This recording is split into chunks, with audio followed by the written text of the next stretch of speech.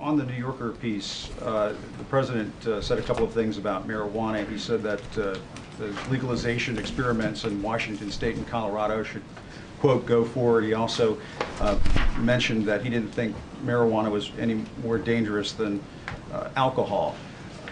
In 2010, this White House put out a policy paper on national drug policy, stating that marijuana should not be legalized. Was the president setting new drug policy? No, the president's position on these matters hasn't changed. I think he was making a couple of points. One, that we ought to use discretion appropriately in our prosecution prioritization. B, when it comes to marijuana use, he made clear that he sees it as a bad habit and a vice, and not something that he would encourage.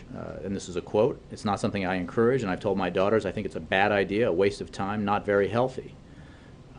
But there's no question that we've applied our drug laws in a way that has been counterproductive, and that there are issues there that need to be addressed.